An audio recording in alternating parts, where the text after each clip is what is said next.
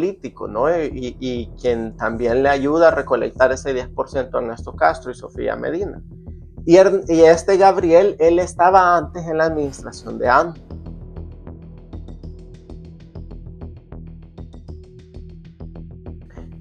Hola, buenas noches, ¿qué tal a todos? Hipotes y hipotas, ¿cómo están? Hemos movido un poco el set, como siempre lo estamos moviendo de arriba para abajo. Ya creo que se van acostumbrando ustedes a estos movimientos bruscos, ¿vea?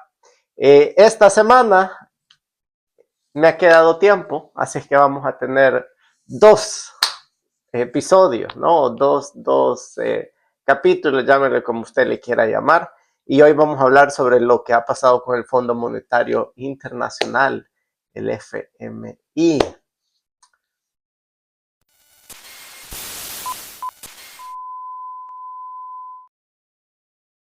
De acuerdo con el Fondo Monetario Internacional, y para que vean de que lo que hablamos acá no es paja, pueden ir ustedes mismos y verlos en la página del Fondo Monetario Internacional.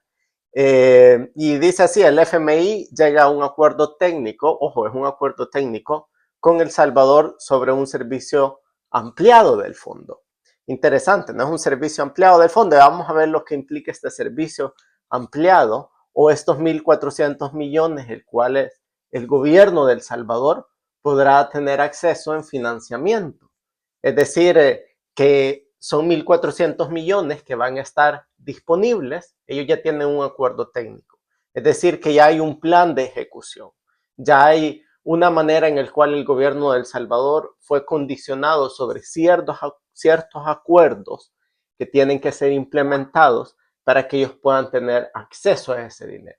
Si estos acuerdos no son implementados, ellos no tienen acceso a ese dinero. Es decir, ejecutas la parte A y te dan una tercera parte de los 1.400 millones. Ejecutas la parte B y mantienes lo que has ejecutado en la parte A y te dan la otra segunda parte, que serían otros 500 millones.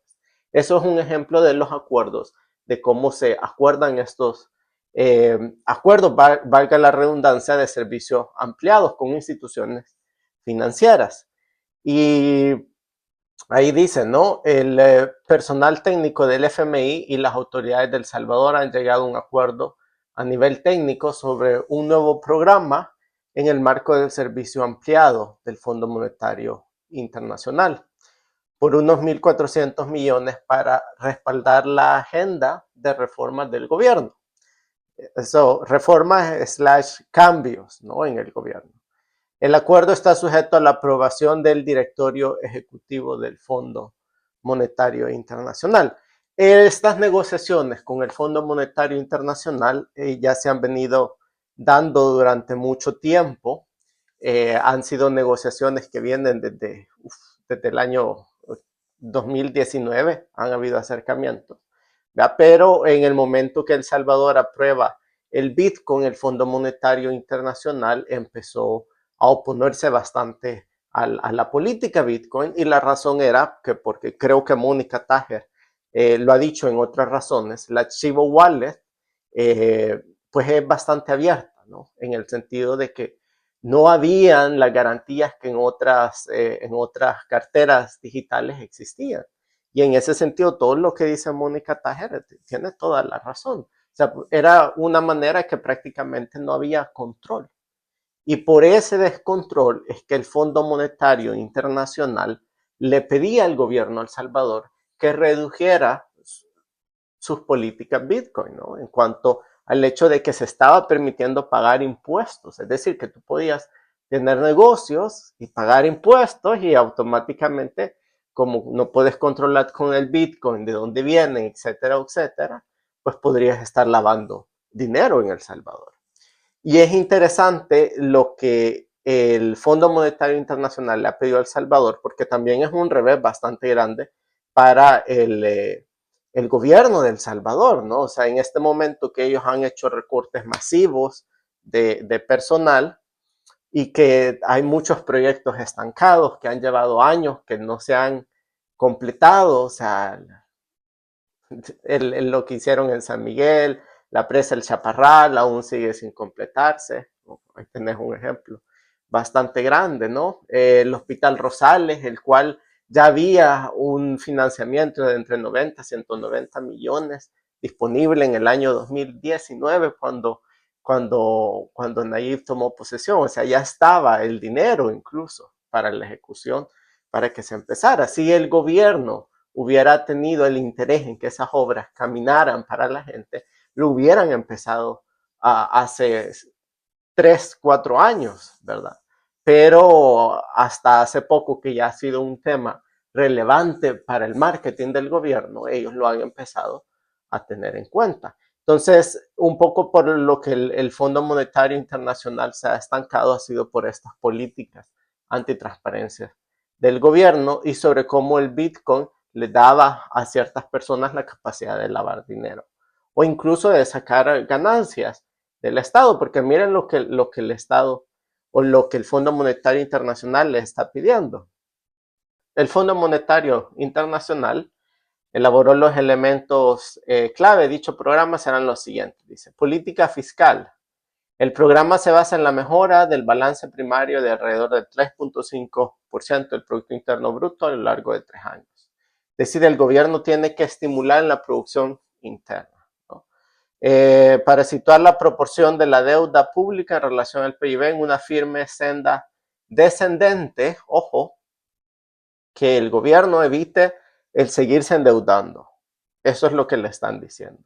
Tras alcanzar un máximo del 85% del PIB en 2024. O sea, el Fondo Monetario Internacional nos está diciendo que una de las mayores instituciones monetarias a nivel internacional nos está diciendo a los salvadoreños, ustedes están endeudados hasta un 85% de lo que producen cada año, lo cual es bastante alarmante. Así que si quieren seguir teniendo financiamiento, que los bancos les sigan prestando a nivel internacional, tienen que disminuir el gasto, el cual ustedes están teniendo, ¿no?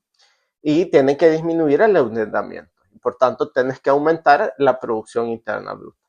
Entonces, las medidas fuertes fiscales por valor del 1.5% del PIB. Y también es importante ver lo que le sigue diciendo acá, ¿no? Reducirán la masa salarial, o sea, lo que le ha pedido reformas, ¿no? Porque el gobierno se ha endeudado tanto, pero lo interesante es que, ojo, el Fondo Monetario Internacional le ha pedido al gobierno de El Salvador una disminución de la masa salarial, pero obviamente el gobierno de El Salvador tendría que priorizar cuál es la masa salarial que tiene que descontarse. Porque si le aumenta 28 millones a presidencia y le quita 6 millones al Hospital Rosales y de paso se compra un helicóptero por 6 millones cuando le quita 5 millones al Hospital Bloom de financiamiento para el año 2025, ¿qué te está diciendo? Que está reduciendo la masa salarial donde no la tiene que estar reduciendo. O sea que al final el gobierno de El Salvador ha perdido el rumbo. Creo que eso también es una base importante, un mensaje importante para las bases de Nuevas Ideas, para que reflexionen y se den cuenta, ¿no? Porque al final también es el partido que está en el poder y es el partido que hoy por hoy tiene los mecanismos políticos para lograr algún cambio. Entonces, si se va a lograr algo en la medida corta, tiene que ser por medio de la gente que ya está en el poder, que es de Nuevas Ideas, ¿no? Y aquí es donde les toca a ellos la responsabilidad de ponerse esto en los hombros y decir, hay que reconocer que hay que hacer ciertas cosas por cómo estamos gobernando, ¿no? Después, ojo, le ha pedido gobernanza, ojo, si en El Salvador tuviéramos gobernabilidad, el Fondo Monetario Internacional no le estuviera pidiendo al gobierno de El Salvador gobernanza, transparencia y resiliencia. O sea, el gobierno de El Salvador a nivel mundial carece de 3 cosas: gobernabilidad, ojo, transparencia y resiliencia. Eso quiere decir que no es un gobierno que es transparente, que es corrupto a la vista de muchos actores y que solo lo permiten por lo popular que es en este momento. Y resiliencia. O sea, que se vea que sea un gobierno que tenga futuro a largo plazo, ¿no? Y que tenga estabilidad. Y eso, ¿cómo van a lograr ellos eso? Se lo han condicionado con transparencia fiscal. Y aquí hay otros puntos los cuales ustedes pueden ver. Y esto es súper importante, lo de los activos digitales. Dice así, en línea con las políticas del Fondo Monetario Internacional, los riesgos potenciales del proyecto Bitcoin disminuirán significativamente. Reformas legales harán que la aceptación del Bitcoin por parte del sector privado sea voluntaria. Es decir, en la tienda, ahora si alguien viene y dice quiero pagar con Bitcoin, las personas ya no tendrán que proveer ese servicio, ¿no? O tener las maneras de aceptar el pago.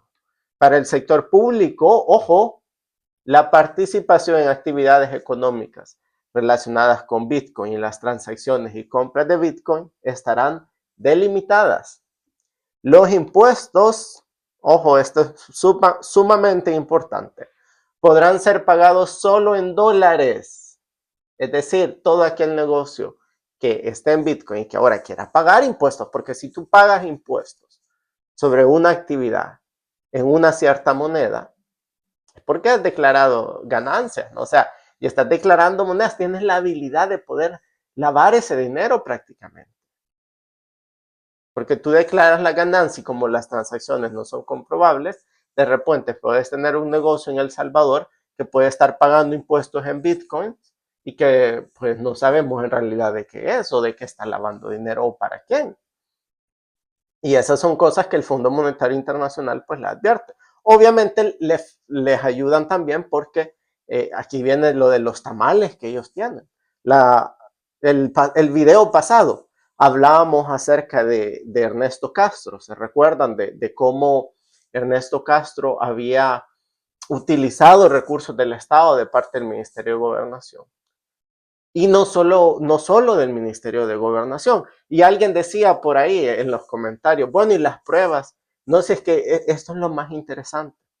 Cuando tienes a una persona que ha estado dentro del Ministerio de Gobernación, que se encargó no solo de asesorar a Yusef Bukele, que también estuvo en el Ministerio de Gobernación ayudando y asesorando en muchos temas, que también estuvo en el Partido Nuevas Ideas como secretario departamental. Entonces, cuando tienes a alguien diciéndote y dándote el testimonio de que ha sido de esta manera, dándote nombre, con nombre y apellido, fecha y lugar, eso se convierte en un testimonio verídico. Entonces, bueno, y para que sepan, Ernesto Castro no solo obtenía recursos del Ministerio de Gobernación. En otro capítulo anterior hablábamos sobre Gabriel, que es, o Gabo, como es mejor conocido, es un operador político, ¿no? Y quien también le ayuda a recolectar ese 10% a Ernesto Castro y Sofía Medina. Y este Gabriel, él estaba antes en la administración de ANDA, antes de estar en la Asamblea Legislativa. Y ahí en ANDA él se encargaba de movilizar muchos temas para la campaña de Ernesto Castro. Entonces, cuando nosotros, como Secretaría Departamental de San Salvador, se viene la campaña, vamos y hablamos con Ernesto Castro, vea, y nos refieren a que, bueno, vayan y hablen con Gabriel. Y entonces Gabriel era el que movía muchos recursos de parte de ANDA para la campaña de Ernesto Castro. Entonces ellos no solo movieron del Ministerio de Gobernación, movieron también recursos, y hablo de no solamente que, bueno, hay una pipa, hay una comunidad ahí y es necesario porque es parte del esfuerzo que como partido estaban haciendo para las votaciones, o porque Ernesto Castro iba a ir e iba a tener una presentación ahí, la gente había pedido una pipa, o sea, todo eso lo hacía y ponían a disposición, no olvidaron las necesidades en base a prioridades, y le daban prioridad a lo político sobre las necesidades de la gente en un momento en el que el país tiene pocos recursos. ¿Cómo lo ves reflejado? En el helicóptero. O sea, se compra un helicóptero cuando esos 6 millones lo hubiéramos ocupado de nuevo para el financiamiento del hospital Rosales. Entonces, que ahora el Fondo Monetario Internacional nos esté pidiendo que miren, corrijan esto, porque obviamente el país, si no lo corrigen, pues nadie les va a querer seguir prestando dinero. Creo que es un mensaje bastante importante, ¿no? Para que también trabajemos en la transparencia. Obviamente es más fácil decirlo y hacerlo porque a la gente del gobierno de El Salvador pues no le conviene. Sus negocios se van a ver afectados y ya Ernesto Castro ya no va a poder seguir haciendo negocios junto con su querido amigo Gabriel y llevándose esas maletas de dinero para Miami. Los Bukele tampoco podrán seguir llevándose ese dinero para Miami y comprarse apartamentos de lujo en Miami con vista a la playa. Pero bueno, eso pasará en algún punto que ellos tendrán que entregar cuentas sobre lo que han hecho con el destino del dinero y los fondos públicos. Nos vemos la próxima, ha sido un gusto y muchas gracias.